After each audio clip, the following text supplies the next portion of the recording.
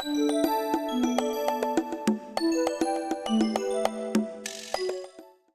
Guillermo, tell us about the Metal Chem out in Chatsworth, California. I know you do a lot of very technical work out there, but tell us all that you all do. Yes, like you said, we are located in the city of Chatsworth, California. We're about 30 minutes from LA. The company was established back in 1991. It's been a while by two immigrants, Carlos Pongo and myself. A lot of ideas, but a bag full of dreams. And we wanted to make Metal Chem a success. It's been hard and it's been a long time, but yeah, a little bit of ourselves. We're a family-owned company. Like I said, we've been in business since 1991, at the present location since 1993. And we provide services such as plating, powder coatings, and mil-spec paintings. On the plating side, we provide services such as chemical film, which is the hexavalent chem film, tribellium, which is the clear chem film. We also do type 2 and type 3 anodizing, as well as boric acid anodizing. We also do zinc plating, cat plating, phosphate coatings, electroless nickel. On the painting side, we do powder coatings. We also do lubricants, conformal coatings on circuit boards, conductive paints on plastics, and mil-spec paintings. The good thing about us, even though we're small, but everything's being done under one umbrella.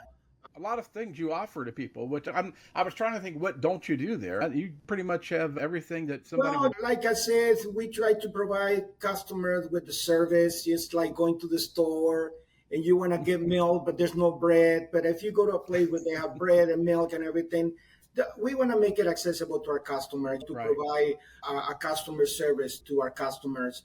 We got Right. special certifications. We are NADCAP accredited, and with that, we are approved to provide services such as TTC 490, MIL-DTL 53072, and we do a lot of BR 127 primers for the industry as well. Yeah. Gotcha. You do a lot. Congratulations, like you said, when you said that you're an immigrant to the country, and you looks like you've done very, very well. Hard work pays off, I know. Tell me about that. What kind of experience did you have prior to 1991 when you founded it? I'm going to be very honest with you. No experience whatsoever in the plating field. That's great. It was absolutely nothing, Right. no idea. I'm more like quality oriented. I have a degree on quality management assurance, and I was Okay. more like leaning more on the quality thing. The plating side came later. My responsibilities prior me being an owner, I was a mechanical inspector for a company. We had our own machine shop, internal machine shop, and part of my responsibilities were to inspect parts and send them out for plating and painting. Gotcha. I remember. So you were the customer. You were the customer, right? Yeah, exactly. And like I said, my partner at the time, Carlos Pongo, which unfortunately he passed away 4 years ago, but his legacy is still here. Anyway, at that time, we both used to work at the same company. He was a production manager, and I was in the quality side. One day, he approached me and asked me, Guillermo, what is plating? Because that was my responsibility to inspect parts and send them out for painting or plating. And I remember me going, I send them out and they come out very nice, shiny, like new. But I knew that was not the right answer. At that time, there was not such a thing as going on Google and anything. So I remember going through books and reading it. And that's when I started getting more, oh, that's what plating does. Oh, it's a non-conductive surface. Oh, it's corrosion resistant. So far, it was a good thing. Became friends with a friend that was actually a plater at the time. And he was working for someone else. And one day he approached me and said, Guillermo, let's open up a plating business. I said, what? Wow. He says, yeah. I said, listen, I have no expertise. I have no money. He says, come on, man. You got a little something that says, okay, let's do it. So I asked Carlos, hey, Carlos, we have the opportunity. This guy knows the plating side. And he did not hesitate. He says, let's do it. Yeah. I remember borrowing money. I borrowed money from my mom. I borrowed money from my wife. And it was just a little something. We opened up a very small place, 1,000 square feet, with a couple of tanks. And then the funny thing is this, after like a few months, this guy that we got into the business with, he quit. He says, Guillermo, guess what? I want to talk to you in Carlos. And I said, well, okay, what are we going to talk about? He says, listen, there's no future here. I just found another job and I'm leaving. I said, wait a minute, we started this because of you. What are we going to do? He said, I don't know, guys. I thought we were going to make money. It's only been 3 months, Mario. That was the guy's name, by the way. It's only been 3 months. He says, yeah, but there's no future. So he left. And left us right. just in the middle, like in the middle of the desert. Now, what are we going to do? I remember Carlos and I were looking at each other. What are we going to do now? We don't know nothing. Right. So luckily, one of the chemical suppliers, which by the way had their own chemist, very nice guy, Bob, by the way, passed away, an older man. He was probably mid-80s. And he would come to my place and teach me the basics. Mix this with this, mix this with that. And that's how we started. That's how you got started. Who was the supplier that helped you out? It was Milhorn. Milhorn. Okay, I've heard Milhorn of up in the LA area. Not sure they're even in business. I don't think they're in business anymore, but I'm not quite sure. So, I was going to say, that was a do or die situation. You either had to learn very quickly, right? Talk about pressure. Listen, I'm a chubby guy. I waited like 140. I was working like day and night, 24/7, slept the business many times. I couldn't afford to pay anybody. We couldn't afford to pay anybody. It was just Carlos and me doing the work. I remember bringing my mom, bringing my wife, bringing my brothers to help. And then two years went by and everybody around me kept telling me, just give it up. And Carlos said, I says, no, it's like trying to cross the river. We're right in the middle of it. What are we going to do? Come back or we move forward? And either we're going to drown or we're going to make it. I said, listen, we got to move forward. And now 2025, we're still here. And I want to thank our customers. And like I said, it's been a lot of hard work, but I wouldn't be able to do it without my team. I have a nice team behind us. Is that the son that's working with you all now? Is that yes. It's Carlos Pongo passed away, and then now there's 3 partners here. Okay, Carlos Pongo's son, who's Brenda Tapia. Brenda Tapia used to be our receptionist, just like that. Really? Wow. Yes. How long has she been there? She's been with us for 16 years. Okay, so how did that rise up? How did that happen? Okay, it's a funny thing. We're not a greedy people. Like I said, we're small business. When you have someone working with you hard, side by side, and they give it all.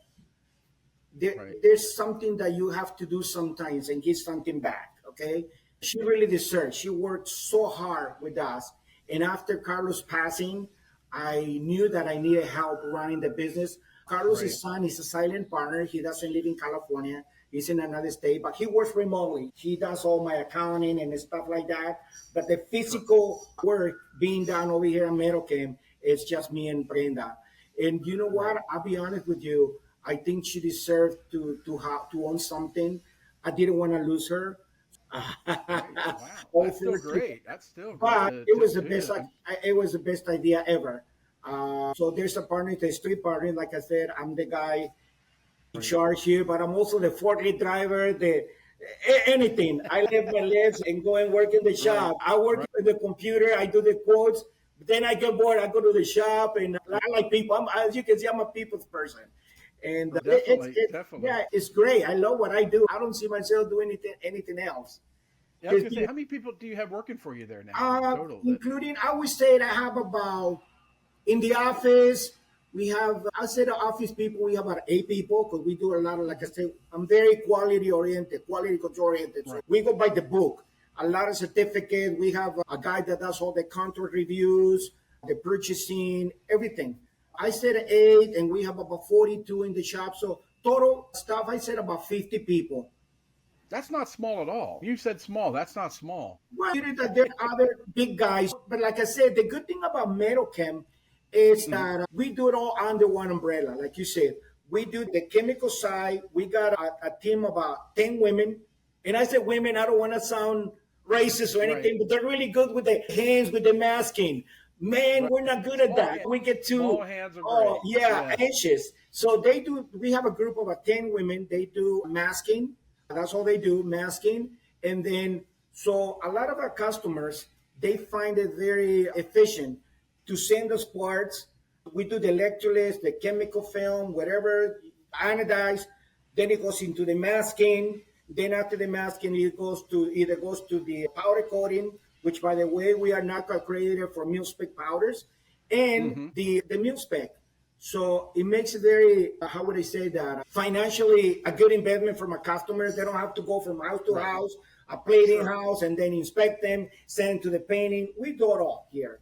So you're an extension of your customer. You're handling a lot of that for them, right? Of I do, everything. and that's what Yeah. the business is all about. Not what I need, but what my customers need. Okay, and this is what my quality. This is what my mentality, my philosophy is.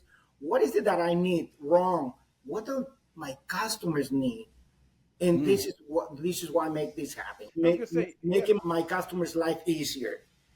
And this is, see, you've gone the Nadcap route, which is very difficult. It's costly. It costs a lot of money to do it, and it's strenuous, stringent, and that had to be like you said, a choice on your part because your background is in quality, right? Is that not too many people can make the Nadcap, not too many people can perform the quality that you do, which kind of separates you all, right? It separates you from other shops, I'm assuming. Absolutely. Like I said, quality is something that we work on every single morning. And I say morning because we have meetings every single morning.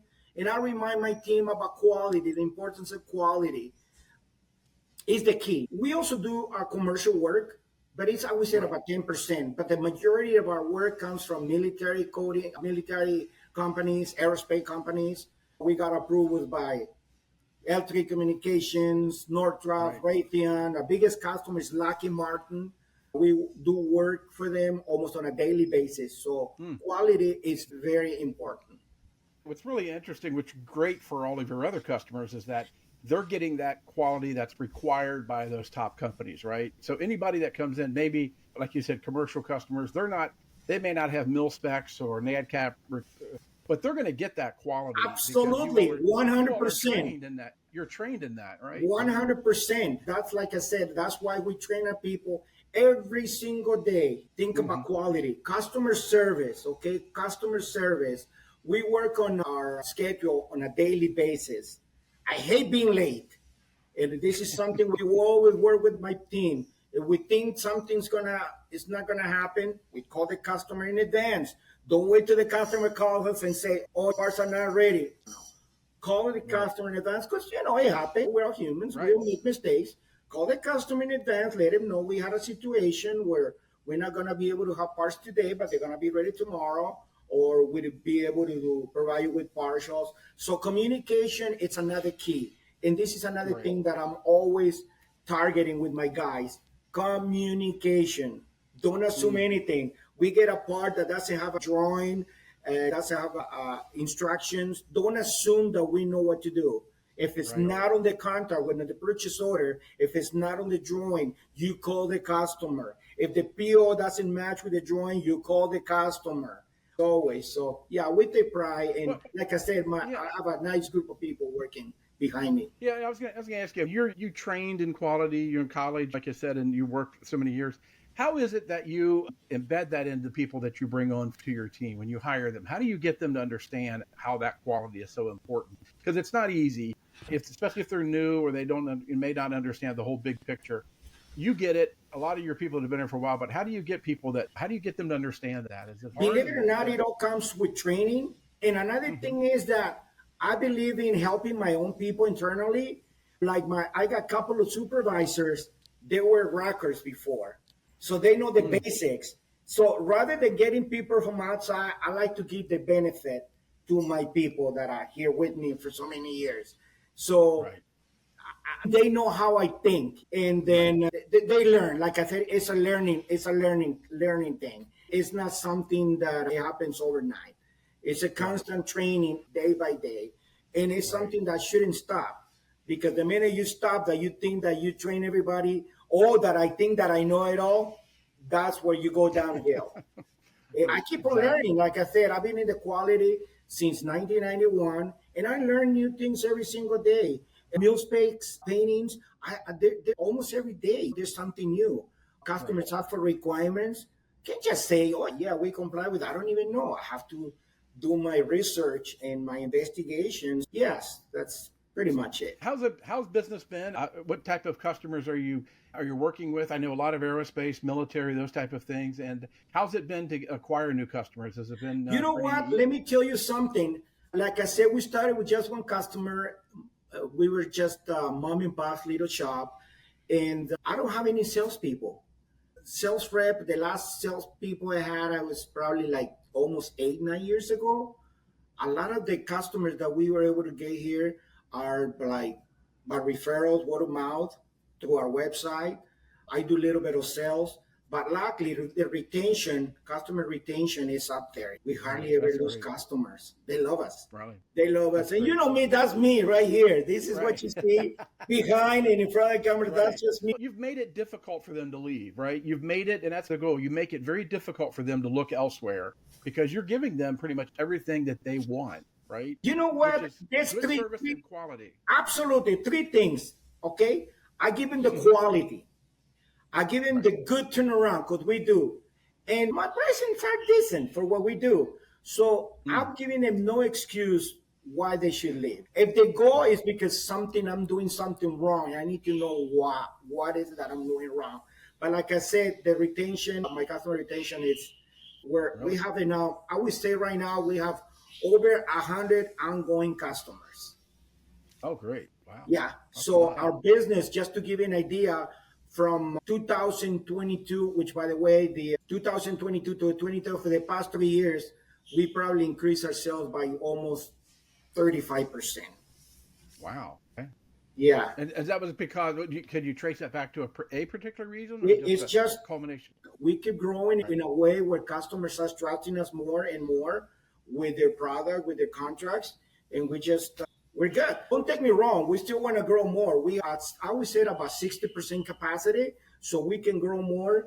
Good. But yeah, we're doing very good. I feel bad about companies that are shutting down even their competitors. I don't like when companies seriously. When I hear that a plater or a painting went out of business, it's sad.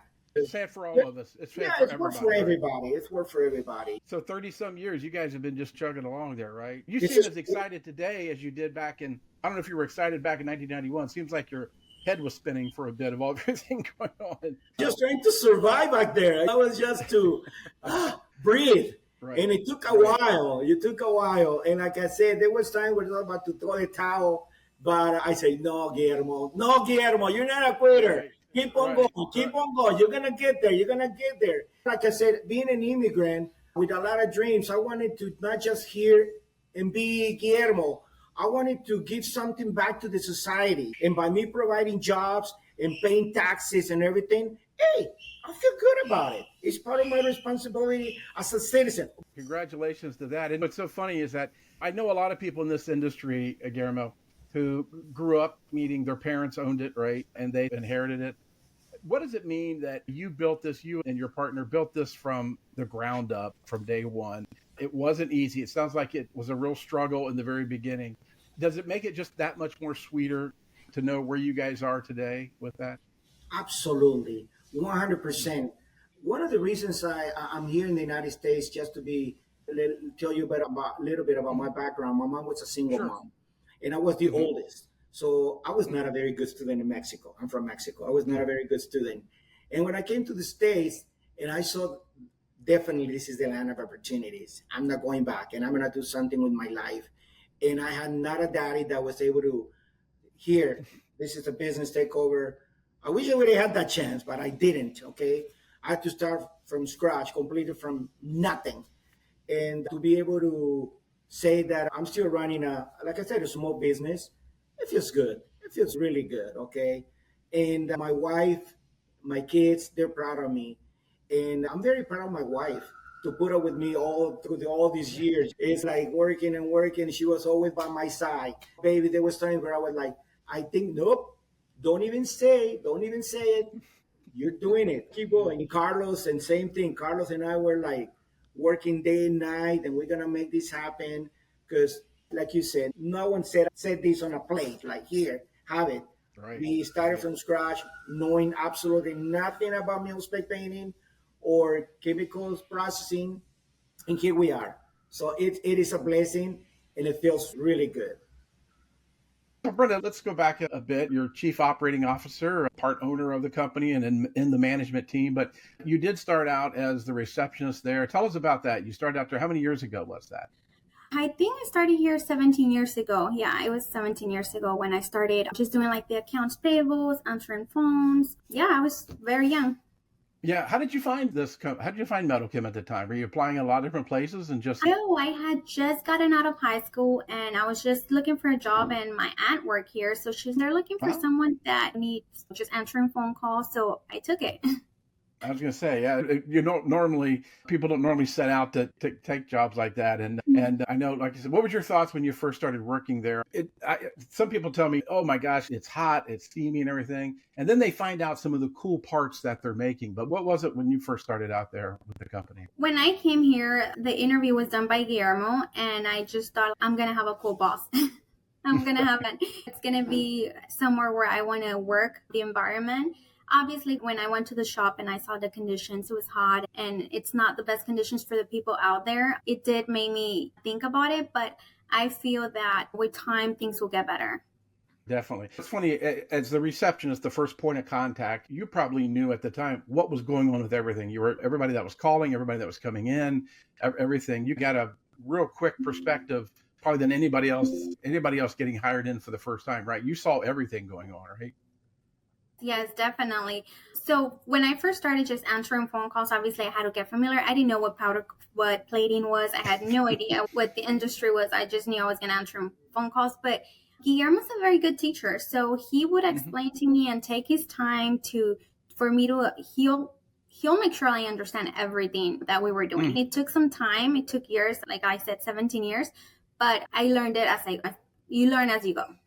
Or as you go on with that. And then you moved into other parts. What were some of the other areas that you were moved into, I guess, promoted and going into at the company? After doing accounting, there was a production position. The person that was doing production was no longer going to be with the company. And Guillermo thought I was a good fit for it. And I remember I was like, no, Guillermo, I don't want to take your company bankrupt. I have no experience. Just leave me in my office. I am comfortable where I'm at. And he just believed in me. He was like, Brenda, I know you'll do great. I believe in you.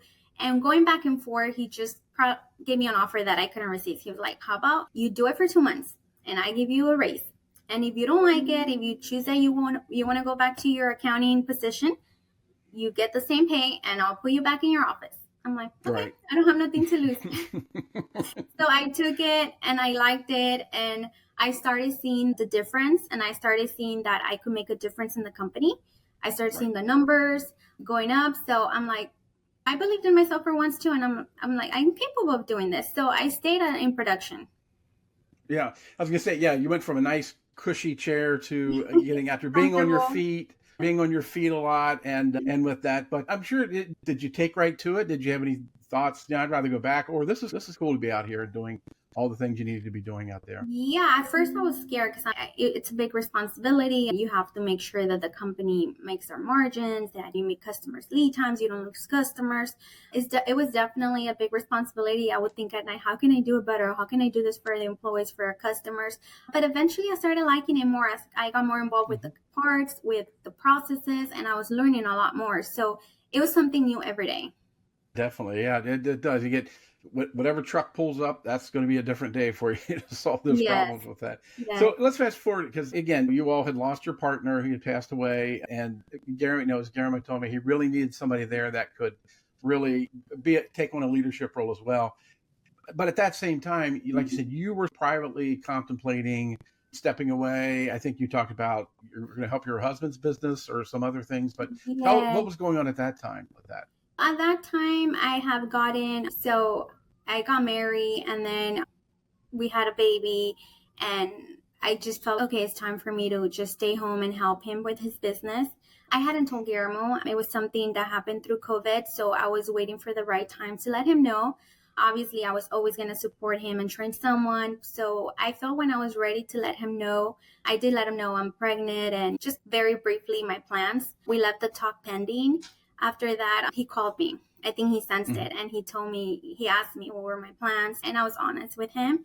And that's when do you love working at Medicom? I never forget that day. Do you love working at Medicom? I'm like, of course. So you're not leaving metal chem for the fact that you don't like it. And I'm like, no, never. I've been there for Mm, so long.